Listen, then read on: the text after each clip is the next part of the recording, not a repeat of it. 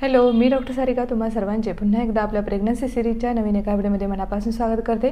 चॅनलवर आपण pregnancy week by week series पाहत आहोत, ज्यामध्ये आपण प्रेग्नन्सीचा 20वा आठवडा याबद्दल संपूर्ण माहिती जाणून घेणार आहोत।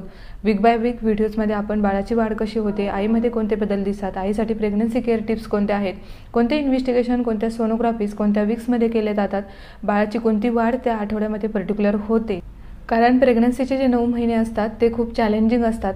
जर तुम्ही 9 महिने बाळाची व्यवस्थित काळजी घेतली, गर्भवतीची व्यवस्थित काळजी घेतली, गर्भवतीने स्वतःची काळजी घेतली, डाएटवर लक्ष दिलं, स्ट्रेस कमी घेतला, एक्सरसाइज वगैरे सगळ्या गोष्टी प्रॉपर फॉलो केल्या, तर बाळ अगदी सुदृढ शारीरिकदृष्ट्या, मानसिकदृष्ट्या त्याची बौद्धिक क्षमता देखील व्यवस्थित राहते। जेव्हापासून तुम्ही गरोदर राहिलात तेव्हापासून 9 महिने अगदी डिलिव्हरीपर्यंत जेवढी काळजी तुम्ही तुमच्या पोटात असलेल्या बाळाची घेताल, त्याला जेवढं व्यवस्थित डाएट, मल्टीव्हिटॅमिन्स, मल्टीमिनरल्स जे त्याला पोषक आहेत ते घटक तुम्ही पुरवताल, तितकीच बाळाची वाढ ही योग्य पद्धतीने होते। त्यामुळे pregnancy week by week videos नक्की फॉलो करा। चला तर आजच्या व्हिडिओला सुरुवात करूया। तर आता तुम्ही प्रेग्नन्सीचा 20वा आठवड्यामध्ये आहात, म्हणजे तुम्ही प्रेग्नन्सीचा मध्यांत गाठले आहे। 20 आठवडे गेलेत आणि 20 आठवडे तुम्हाला बाकी राहिले आहेत। आतापर्यंत तुमचा नौशिया ओमिटिंगचा जो काही त्रास होता तो एक महत्त्वाचा टप्पा तुम्ही आता पार केला आहे। आता हा महत्त्वाचा टप्पा पार केला आहे म्हणजे तुमचे सगळे प्रॉब्लेम सॉल्व्ह झाले असं नाही। आता याच्या पुढे जे अर्धी प्रेग्नन्सी राहिलेली असते त्यामध्ये तुम्हाला खूप चॅलेंजिंग पार्ट आहे। बाळाची वाढ होणं, बाळाला जे पाणी आहे ते व्यवस्थित राहणं, बाळाचं योग्य वजन योग्य महिन्यामध्ये वाढणं। कारण आतापर्यंत तुम्हाला नौशिया ओमिटिंग वगैरेचा त्रास होत असतो, बाळाच्या वेटकडं इतकंसं लक्ष दिलं जात नाही। पण आता यानंतर बाळाचं वेट वाढणं खूप गरजेचं असतं, कारण 20व्या आठवड्यापर्यंत बाळाची सगळी बोन डेव्हलपमेंट झालेली असते, जे आपण वीक बाय वीक व्हिडिओजमध्ये डिटेलमध्ये पाहिले आहे। आता यापुढे बाळाला स्किन लेअर येतात। आता या आठवड्यामध्ये सगळ्यात महत्त्वाची जी वाढ असते ती म्हणजे डायफ्रॅम। बाळाचे फुफ्फुस आणि पोट यामध्ये जे अंतर ठेवण्यासाठी एक पतला लेयर असतो त्याला डायफ्रॅम म्हणतात। म्हणजे त्या बाळाची जी श्वसन घेण्याची प्रक्रिया असते ती अगदी व्यवस्थित डेव्हलप होत असते। कारण तुम्हाला माहिती आहे, बाळ जोपर्यंत पोटात आहे तोपर्यंत ते आईचा श्वास म्हणजेच बाळाचा श्वास असतो। बाळ जेव्हा बाहेर येतं तेव्हा तो पहिला श्वास घेतो, मग जेव्हा पोटात असतं तेव्हा त्याचं डायफ्रॅम, फुफ्फुस अगदी व्यवस्थित डेव्हलप होत असतात। मग ते ह्या 20 आठवड्यापासून पुढे डेव्हलप व्हायला लागतात। बाळाची किडनी देखील व्यवस्थित फंक्शन करत असते ते पोटात असल्यापासूनच, कारण 20व्या आठवड्यापर्यंत बाळ पूर्ण वाढून तयार झालेलं असतं। त्याला सगळे सेन्सेशन, टेस्ट जाणवतात। तुम्ही आंबट, खारट काय जे खाताल, गोड खाताल ते बाळाला आता जाणवत असतं। बाळाला स्पर्शसुद्धा जाणवतो। आता गर्भसंस्काराच्या वेळेस जेव्हा तुम्हाला सांगितलं जातं की तुम्ही तुमच्या पोटावरती हात फिरवू शकता, तर हे बाळाला 20व्या आठवड्यापासूनच जाणवायला सुरुवात झालेली असते। बाळ आता पूर्ण वाढलेलं असतं, बाळ पोटामध्ये सू पण करायला लागलेलं असतं। फक्त बाळ पहिली शी जी असते ती जन्मानंतर करतं। बाळ गिळण्याची प्रक्रिया जी आहे ती देखील डेव्हलप झालेली असते। बाळ त्याचा अंगठा आता पोटामध्ये देखील चोखू शकतं, बाळाला गुचकी लागणं हे देखील तुमच्या पोटामध्ये होऊ शकतं। आता या आठवड्यामध्ये तुम्हाला बाळाची जी हालचाल आहे ती स्ट्रॉंगली फील होणार आहे। जास्त बाळाची हालचाल तुम्हाला आता इथून पुढे जाणवायला सुरुवात करणार आहे। बाळाची हालचाल किती जाणवायला हवी काय ते सगळं नॉर्मल आपण पुढे व्हिडिओजमध्ये डिस्कस करणारच आहोत। की व्यवस्थित बाळाची हालचाल तुम्हाला जाणवते तितकं तुमचं बाळ हे ॲक्टिव्ह असतं। आता बाळ जर बेबी गर्ल असेल तर तिचे जे ओव्हरी आहे तिथे अंड तयार होण्याच्या प्रक्रिया जी आहे ती तयार झालेली असते। बेबी जर बॉय असेल तर त्याचे जे हार्मोन्स असतात ते देखील वाढलेले असतात। अशा पद्धतीचे जे सगळे जे महत्त्वाचे डेव्हलपमेंट असतात ते तुमच्या 20व्या आठवड्यापर्यंत झालेले असतात। आता बोलूयात आपण आईमध्ये कोणते बदल होतात। तर आईला जनरली जे नौशिया ओमिटिंग ते सिम्पटम्स आहेत ते कमी झालेले असतात आणि सर्क्युलेटरी सिम्पटम्स जास्त दिसतात, ज्यावर आपण लास्ट व्हिडिओमध्ये डिटेलमध्ये बोललो होतो की शॉर्टनेस ऑफ द ब्रीथ, म्हणजे जास्त हेवी वर्क केल्यावरती किंवा जास्त पायऱ्या चढल्यावरती तुम्हाला धाप लागल्यासारखं वाटू शकतं। याच्यामध्ये महत्त्वाची गोष्ट म्हणजे तुम्ही तुमचा HB व्यवस्थित चेक करणं गरजेचं आहे। कारण जसं ब्लड सर्क्युलेशन, बाळाची जशी वाढ होत असते तशी रिक्वायरमेंट देखील तुमच्या बॉडीला वाढते। आणि जर तुम्ही डाएटमधून तसे पदार्थ घेतले नाही, HB व्यवस्थित ॲब्सॉर्ब झाला नाही, कारण HB ॲब्सॉर्ब होण्यासाठी म्हणजे तुम्ही जे खाताय त्याचं रक्त बनण्यासाठी व्हिटॅमिन C, मॅग्नेशियम, झिंक हे सगळे जे व्हिटॅमिन्स असतात ते आवश्यक असतात, व्हिटॅमिन D। आणि हे बाकीचे जे मल्टीव्हिटॅमिन्स वगैरे असेल त्याची जर तुम्हाला डिफिशियन्सी असेल तर HB देखील व्यवस्थित वाढत नाही। आणि प्रेग्नन्सीमध्ये HB व्यवस्थित राहण्यासाठी तुम्हाला खूप व्यवस्थित डाएट फॉलो करावं लागतं। आणि जर तुम्हाला आधीच तुमचा HB कमी असेल तर मग डिलेव्हरीमध्ये तो कमी होत जातो। त्याच्यामुळे तुमचे जे आयर्न सप्लिमेंट आहे ते तुम्ही डॉक्टरांकडून व्यवस्थित विचारून घेणं गरजेचं आहे. HB चेक करणं गरजेचं आहे.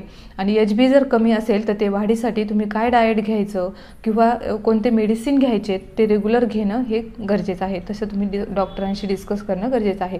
तर मनुके खाणं किंवा गूळ खाणं, गूळ शेंगादाण्याचे लाडू याने तुम्हाला HB वाढीसाठी प्रेग्नन्सीमध्ये फायदा होतो. आईचं जे पोट आहे ते 20व्या आठवड्यापर्यंत भरपूर मोठंसं दिसायला लागतं. काही लेडीजचं दिसतं, काही लेडींचं दिसत नाही, कारण ते बाळाची जी ग्रोथ तुमच्या पोटामध्ये झाली त्याच्यावरती आणि तुमच्या हाईटवरती डिपेंड असतं. बाळाचं 20व्या आठवड्यापर्यंत ॲप्रॉक्सिमेटली वेट जे आहे 280 ते 300 ग्रॅमपर्यंत तुमचं बेबी असलं पाहिजे. जर याच्यापेक्षा डॉक्टर जे तुम्हाला सांगतात, सोनोग्राफीमध्ये तुमच्या बाळाचं जे वजन दिलेलं असतं आणि जे डॉक्टर तुम्हाला गायनेकोलॉजिस्ट सांगतात की बाळाचं वजन कमी आहे की ते व्यवस्थित आहे, याच्यावरतीच तुम्ही जाणं गरजेचं आहे. कारण आपल्या आजूबाजूला जे लेडीज असतात, काही आत्या, मावशा, आजी, त्या सांगतात तुझं पोट कमी दिसतं किंवा एखाद्या स्त्रीला म्हणतात तुझं पोट जास्त दिसतं. पण हे पूर्णपणे डिपेंड असतं तिच्या हाईटवर आणि तिच्या पोटामध्ये जे बाळ वाढत आहे त्याच्यावरती, त्याची वाढ कशी होते त्याच्यावरती. मग तुम्ही जर तुम्हाला गायनेकोलॉजिस्ट सांगतात की तुमच्या बाळाचं वेट व्यवस्थित आहे, तर पोट दिसतंय, कमी दिसतंय, जास्त दिसतंय, याच्यावरती तुम्ही जाऊ नका. त्यांच्या गोष्टी इग्नोर करा, कारण हे प्रेग्नन्सीमध्ये तुम्हाला जास्त पाहायला भेटतं. आता नेक्स्ट म्हणजे आईला कडधान्य, प्रोटीनयुक्त डायट, पनीर हे सगळं घेणं गरजेचं असतं. दूध तिच्या आहारामध्ये असणं गरजेचं असतं, जेणेकरून कॅल्शियम तिला जास्त प्रमाणामध्ये भेटेल. जसं जसं बाळ वाढतं तसतसे आईचे न्यूट्रिशन्स, आईचा HB, ब्लड सगळं बाळाच्या वाढीसाठी वापरलं जातं. आई जितकं व्यवस्थित डाएट घेईन तितकंच बाळाला ॲब्सॉर्ब होईल आणि बाळ तितकंच हेल्दी आणि योग्य वेट असलेलं जन्माला येईल. 20व्या आठवड्यामध्ये अगदी महत्त्वाची टिप्स आईसाठी म्हणजे तुम्ही रेग्युलर तुमचा BP चेक करणं गरजेचं आहे. त्यासाठी तुम्ही ज्या NC व्हिजिट असतात, महिन्याला तुम्हाला डॉक्टर बोलवतात, त्या मिस करायच्या नाही. आणि आधीमध्ये जर तुम्हाला काही प्रॉब्लेम वाटला तरी देखील तुम्ही डॉक्टरांकडे कन्सल्ट करायचं आहे. HB महिन्याला चेक झाला, तो किती आहे, कसा आहे, नॉर्मल आहे की नाही, वाढला आहे, याच्यावरून हाय रिस्क प्रेग्नन्सी डिटेक्ट केल्या जातात. तुम्हाला जर BP वाढण्याचा त्रास झाला तर तुमची इमॅच्युअर डिलिव्हरी होऊ शकते. त्याच्यावर योग्य ट्रीटमेंट झाली नाही तर तुम्ही हाय रिस्क इक्लाम्शियासारखे जे प्रेग्नन्सीचे कॉम्प्लिकेशन्स असतात ते तुम्हाला होऊ शकतात. आणि हे सगळं डिपेंड असतं HB वरती. HB आणि BP तुमचा दोन्हीही व्यवस्थित असणं गरजेचं आहे. आईला जर रक्त कमी असेल तर तिची वेळेअभावी डिलिव्हरी होऊ शकते, हे देखील हाय रिस्कमध्ये जातं. त्याच्यामुळे तुमचा HB व्यवस्थित असणे आणि BP व्यवस्थित असणे हे देखील महत्त्वाचं आहे. त्यासाठी तुम्ही NC व्हिजिट प्रॉपर करणं गरजेचं आहे. आता सगळ्यात लास्ट आणि इम्पॉर्टंट म्हणजे या आठवड्यामध्ये तुमचा ॲनॅमॉली स्कॅन होणं गरजेचं आहे. एक्झॅक्ट मी दोन्ही प्रेग्नन्सीच्या वेळेस माझ्या 20 आठवड्यामध्येच ॲनॅमॉली स्कॅन करून घेतलं आहे. ॲनॅमॉली स्कॅन होणं खूप महत्त्वाचं असतं. जन्मानंतर बाळामध्ये कोणतंही व्यंगत्व येऊ नये म्हणून हा स्कॅन असतो. हा स्कॅन 20व्या आठवड्यामध्ये होणं गरजेचं असतं. कारण 20व्या आठवड्यामध्ये जर तुम्हाला समजलं की बाळामध्ये काही अपंगत्व आहे, त्याची हार्ट व्यवस्थित काम करते का, त्याची किडनी व्यवस्थित काम करते का, बाळाच्या हातापायाचे बोटं अगदी नखापासून तर बाळाच्या केसापर्यंत याच्यामध्ये तुम्हाला सगळं पाहिलं जातं. तुमचं बाळ कसं आहे ते तुम्हाला सांगितलं जातं. बाळाचे फुफ्फुसं व्यवस्थित आहे का, बाळाचं हार्ट व्यवस्थित आहे का, अगदी डिटेलमध्ये यामध्ये पाहिलं जातं. मग जर बाळामध्ये काही प्रॉब्लेम असेल तर तुम्हाला पुढचे काही निर्णय घ्यायचे असेल तर तुम्ही या 5व्या आठवड्यापर्यंत घेऊ शकता.